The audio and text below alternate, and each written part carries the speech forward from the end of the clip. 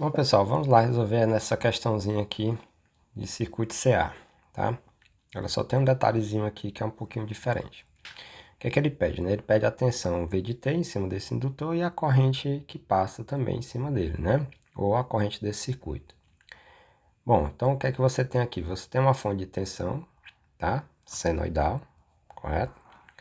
Uma resistência de 4 ohms e uma indutância aqui de 0,2 Henry, tá? Nós sabemos que nós temos que transformar esse circuito, né, do domínio do tempo para o domínio da frequência. Só que tem um detalhe, né? Essa fonte de tensão aqui, gente, ela é senoidal. Como assim? Ela tem uma senoide. E é o que foi que a gente aprendeu. Para transformar do domínio do tempo para o domínio da frequência, né, sendo uma cossenoide, é bem simples, né? Então, se você relembrar aqui, né? Se eu tiver, por exemplo, uma fonte de tensão V de T nessas configurações aqui, né? Vm cosseno de ômega t mais φ, né? Isso aqui ele está no domínio do tempo. Para poder transformar no domínio da frequência, né? Não tem mistério, basta você pegar aqui o que era V de t, vira V fasor, né? Porque no domínio da frequência, isso aqui é um fasor, nessa fonte de tensão. Pega a amplitude, Vm, e o ângulo de fase, que é quanto? Φ. Né? Então, isso aqui não tem nenhum mistério. Se você olhar para essa tabelinha aqui, é exatamente isso que ela está dizendo para a gente. Né? O que é que acontece? Para que a gente não tenha diferença angular, né, entre as fases, se for senoide ou cossenoide, geralmente padroniza-se, né, na função cosseno. E aí você tem que lembrar que a função cosseno ela tem uma defasagem, né, da função seno, né? Ela se antecipa, vamos dizer assim, né, em algum ângulo, né? E esse ângulo é exatamente 90 graus, né? Basta você relembrar, por exemplo. Quanto é o cosseno de zero, gente? Cosseno de zero é igual a quanto? A 1, né? Qual é o seno? Vou botar aqui, né, para você entender. Cosseno de 0 graus é igual a 1. Qual é o ângulo cujo seno também é igual a 1? Você lembra agora que o seno de 90 também é igual a 1, né? O seno de 90 também é igual a 1. Então, para que eu possa, né, transformar esse seno num cosseno, para ficar padronizado, eu tenho que retirar 90 graus, tá? Ou seja, né, o que era, vou colocar aqui para que vocês entendam, a função, né, Vs, que é a minha fonte, ó, 20 seno de 10t mais 30 graus, né? Isso aqui volts. Isso aqui era a minha função senoidal. Só que ela está em seno, eu tenho que transformar ela num cosseno, tá? Então eu tenho que atrasar essa função cosseno. Ou seja, colocar aqui de outra cor, né? Para que a gente possa ver. Esse meu Vs, para que eu padronize, né, todas as minhas análises de circuito, eu tenho que transformar esse seno aqui no cosseno. Para transformar ele num cosseno, eu tenho que atrasar aqui, né, vamos dizer de certa forma, né, ou seja, tirar 90 graus dele, tá? Então, 20, o que era seno, agora se transforma em cosseno de 10t, né, mais 30 graus, né, que é tudo isso que está aqui dentro, só que eu tenho que retirar 90 graus, né? Ou, em outros termos, né, eu tenho que adiantar também a função seno, né? Eu tenho que adiantar ela no tempo, tá? Para que eu possa transformar ela num cosseno. No final das contas, ou eu adianto a função seno, né? Ou eu atraso a função cosseno, tá? Matematicamente é a mesma coisa, né? Ou seja, para que um seno vire um cosseno, eu tenho que adiantar ele em 90 graus, aqui, né? Ou, se eu quiser transformar um cosseno num seno, eu tenho que atrasar essa função cosseno. Mas aí, para não complicar muito, toda vez que aparecer um seno, gente, você, né, diminui 90 graus, tá? No final aqui do ângulo, beleza? E aí, fazendo aqui, né, os cálculos, agora eu vou pegar esse cara, né, vou pegar o meu circuitinho e vou transformar do domínio do tempo para o domínio da frequência, tá bom? Então, eu vou pegar aqui, ó, o meu circuito é esse, né? Ó. Tá aqui a minha senoide, que é VS 20 cosseno, né? De 10t. Agora sai somado. 30 menos 90 dá menos 60 graus. Volts, né? E eu vou fazer aqui o restante do meu circuito bonitinho, ó. Beleza?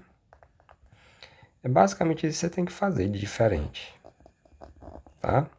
Deixa eu descer um pouquinho mais aqui para que não possa complicar.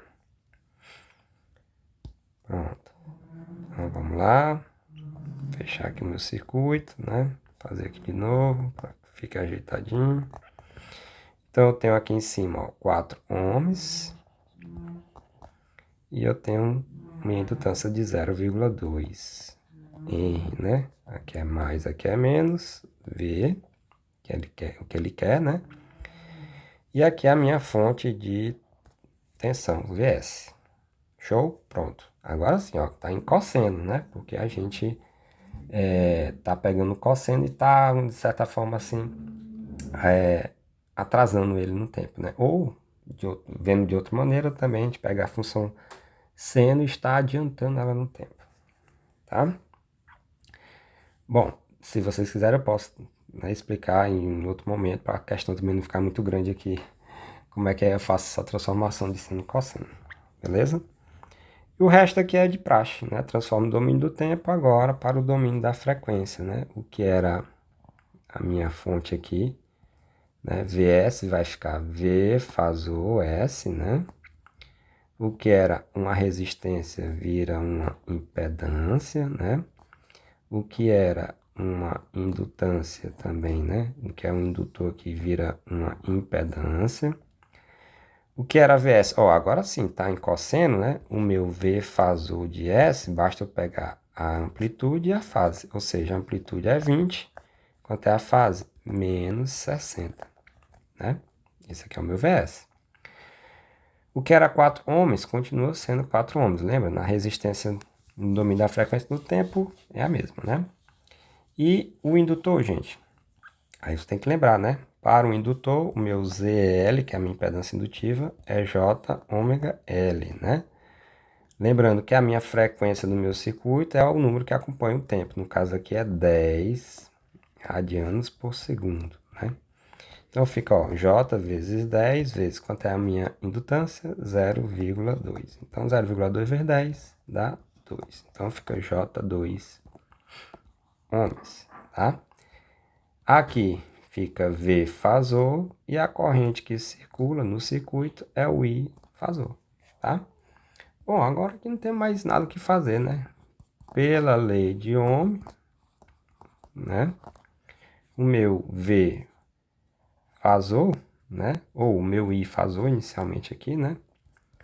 O meu I fazor é V sobre Z, né? Quem é a fonte de tensão aqui? VS, né? Deixa eu ampliar aqui para você ver. VS, né? Quanto é a minha impedância total? É a soma, é 4 mais J2, né? Então, fazendo aqui os cálculos, né? J2, o meu VS aqui, quem é, gente? Tá aqui do lado, ó, o meu VS, né? É 20 menos 60 graus, né? E a minha impedância aqui, características indutivas, é 4 mais J2. Bom, então esse cálculo, né? Aí você pode pedir ajuda para sua calculadora bonitinha. Podemos transformar esse camarada aqui, ó, o de baixo, né, para o domínio para a forma polar, né, que ele está na forma retangular. Então a gente vai pedir para a calculadora fazer isso aqui, né? Como é que eu faço para transformar aqui, ó, da forma polar para a forma, da forma retangular para a forma polar? Assim, algumas calculadoras, elas são bem mais práticas de fazer, né? Você faz pelo método tradicional ou então você pode fazer aqui nessa calculadora simples também que você encontra na internet, né? Primeiro você tem que lembrar, né, ativar o modo de cálculo complexo dela, tá aqui, você vê aqui no canto superior, na esquerda tem complex, tá? Na calculadora, gente, o J é I, né? Só relembrando que a gente trocou o I pelo J para não confundir com corrente, né, elétrica. Então, o que acontece? Eu vou transformar esse camarada aqui, ó, da forma retangular para a forma polar, para poder dividir, né?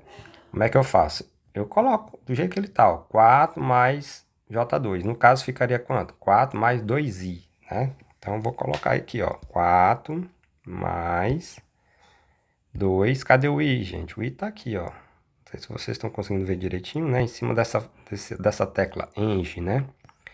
Para você acessar o i, você aperta, ó, Shift I, né? Tá aqui, ó. 4 mais 2i, né? Tá com 4 casas decimais depois da vírgula, né? A gente pode consertar isso aqui depois. O fato é, se você tocar em cima, né, desse número, ele já vai te dar a forma polar também, né? Tanto a forma retangular aqui em cima, né? Quanto a forma polar, tá? Então, a forma polar diretamente dele, ó, já tá aqui, ó, 4,4721, ou vou botar só assim, ó, 4,47, né? E o ângulo de 26,56 graus. 26,56 graus, tá? Então, nosso I, né, vai ser igual a quem? Vou dividir agora, ó. Módulo por módulo, diminui os ângulos, né? 20 dividido por 4,47 dá quanto? 4,47, né? Aproximadamente, né? 4,47. E quanto é o ângulo? O ângulo, ó, gente, lembrando, ó, o de cima é menos 60. O de baixo está positivo, vai para cima negativo, né? Cuidado para não esquecer de mudar os ângulos, né? Então, a minha corrente aqui, ó, fasorial é 4,47 amperes, né? Vamos subtrair, ó, menos 60. No caso aqui é somar, né? Menos 26,56, que são sinais iguais, né?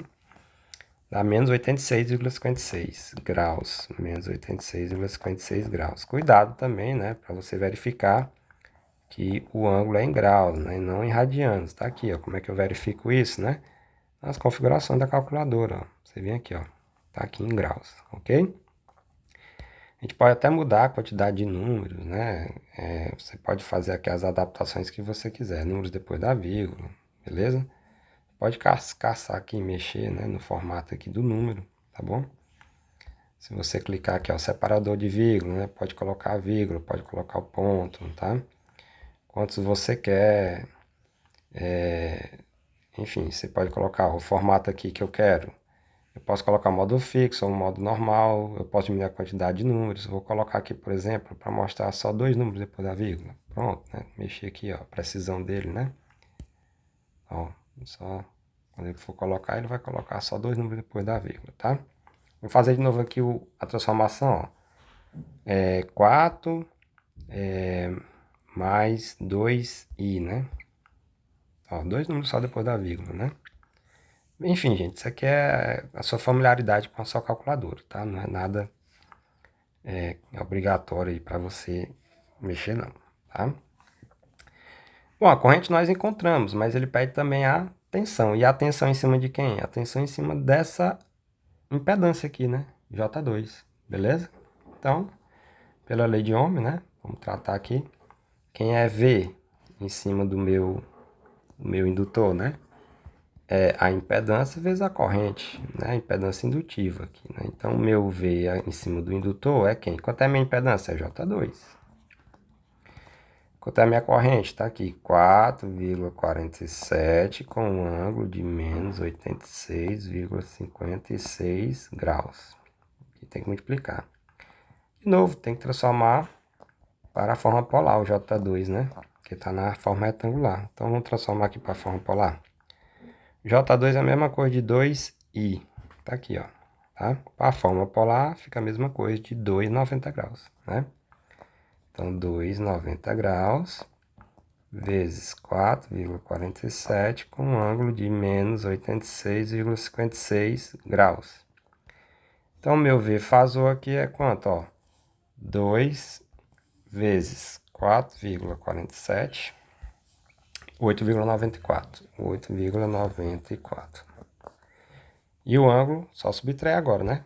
90, como já está multiplicando, não precisa trocar sinal nem nada, é só somar os ângulos. 90 menos 86,56, dá 3,44 graus. Positivo, né? Isso aqui é volts. Se você quiser transformar para o domínio do tempo, né? Aí você coloca, né? Por exemplo, quem é o meu I? É o I no tempo. Quem é? É a minha amplitude, 4,47, tá? Cosseno, porque lembra que a gente transformou para cosseno, né?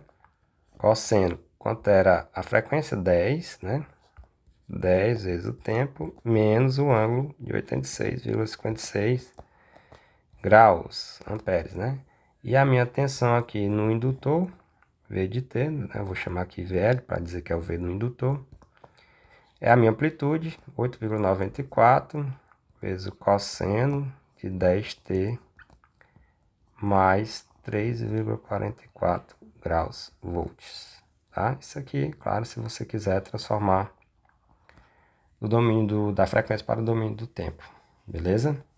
A amplitude, né, aqui ela não vai mudar, tá bom? Aí, se você quiser transformar de um cosseno para um seno, né, o que é que tem que fazer? Ora, o cosseno para virar um seno, você tem que atrasar ele, né? Aí você depois, se você não diminuiu 90 graus no seno, agora você tem que somar de volta, né? Mais 90 graus, beleza? Mas, basicamente, é só isso aqui, beleza?